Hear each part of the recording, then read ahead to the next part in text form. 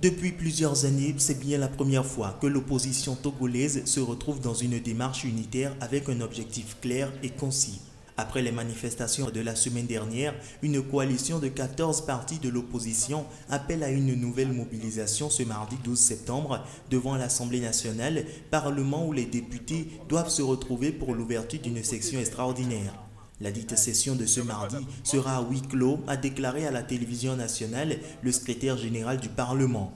Il a également précisé que selon le règlement intérieur de l'Assemblée, toute question qui n'est pas inscrite à l'ordre du jour ne fait l'objet d'aucun débat. C'est dire que le projet de loi portant sur la révision des articles 52, 59 et 60 de la Constitution, qui prend en compte la limitation des mandats et le scrutin à 2 tours, ne sera donc pas discuté, ce qui constitue pour les opposants un signe de plus de la mauvaise foi du régime.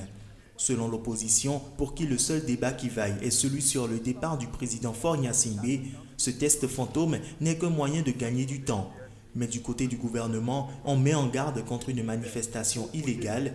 La loi impose en effet le dépôt d'une demande d'autorisation préalable 5 jours avant toute manifestation. En toute hypothèse, tant que des manifestations s'inscrivent en dehors de la loi, l'État a la responsabilité de prendre les dispositions qui s'imposent dans ce genre de circonstances, a prévenu le ministre de la fonction publique. L'opposition appelle par ailleurs à un meeting au bas-fond d'un collège vendredi, mais selon une source du ministère de l'administration territoriale, l'opposition n'a déposé la demande du meeting de vendredi que lundi après-midi. Au pire des cas, ils feront leur meeting samedi, a commenté la même source. Ce n'est pas à moi de vous dire.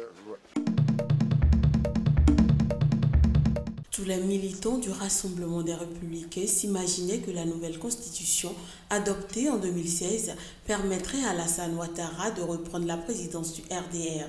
Mais contre toute attente, le président ivoirien a déjoué les pronostics en proposant Henriette Dagri Diabaté à la tête du parti.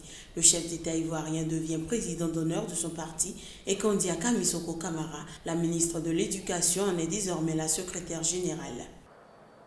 L'avènement du parti unifié nous donnera les moyens d'aller plus loin dans la consolidation de la cohésion nationale afin de garantir la stabilité politique nécessaire à la poursuite de notre action dans la paix. Le parti unifié aura le mérite de donner confiance. Le président Ouattara a insisté sur l'alliance avec le Parti démocratique de Côte d'Ivoire de l'ancien président Henri Konan Bédié au sein de la coalition Rassemblement des Oufouettistes pour la paix, notamment en vue de la présidence 2020. Il a notamment assuré vouloir aboutir à une partie unifiée dans de brefs délais. Donc il n'y aura pas de problème entre le président Henri Konan et moi-même. Nous travaillerons ensemble pour bâtir et construire le RHDP. Et ce sera, je vous le promets, d'ici quelques mois. Et mon ambition, c'est de le faire avant la fin de l'année 2017. Nous n'accepterons pas, de quelque manière que ce soit, que la sérénité des Ivoiriens et des populations vivant en Côte d'Ivoire soit troublée à nouveau. C'est terminé. Selon de nombreux observateurs, la création du parti unifié a notamment pour objectif de couper l'herbe sous le pied au président de l'Assemblée nationale ivoirienne et ex-chef de la rébellion Guillaume Soro. Homme clé de la vie politique ivoirienne et probable candidat à la succession de Ouattara, ce membre du RDR n'a pas été associé à la préparation du congrès et n'était pas présent lors des 2 jours de débat. Il n'était pas présent au cours des 2 jours de débat.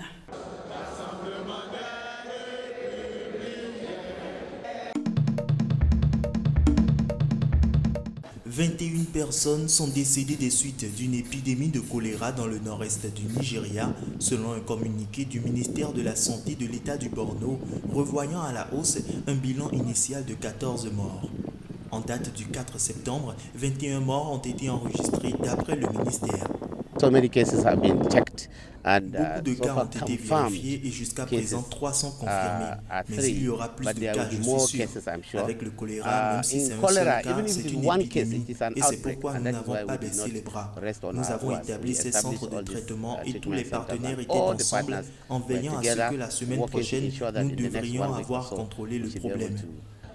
control the whole problem. Samedi, le ministère avait fait état de 14 décès à Maïdougouri, la capitale du Borno, la plupart des victimes se trouvant dans un camp de déplacés ayant fui les violences du groupe islamiste Boko Haram.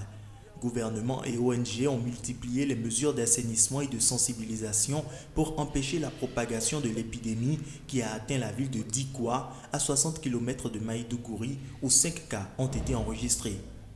Nous sommes là pour soutenir le gouvernement, les autorités de l'État, et je pense que nous apprécions vraiment cette vitesse, cet engagement et cette implication. Et la seule chose que nous pouvons faire du côté des Nations Unies est vraiment à travers les partenaires, l'UNICEF et l'OMS et d'autres, pour soutenir vraiment l'honorable commissaire de la santé et tout son personnel pour s'assurer que cette réponse sera aussi efficace que possible. Le nombre total de cas suspectés de choléra est désormais de 375 à Maïdougouri, capitale du Borno, épicentre de l'insurrection djihadiste de Boko Haram, a précisé le ministère. La ville de Maïdougouri a doublé depuis le début du conflit avec Boko Haram il y a 8 ans, passant à plus de 2 millions d'habitants avec l'afflux de déplacés venus de tout l'état du Borno après avoir fui les exactions des insurgés. L'insurrection a fait au total plus de 20 000 morts et 2,6 millions de déplacés, dont beaucoup s'entassent dans des camps, victimes d'insécurité alimentaire et de maladies comme le paludisme.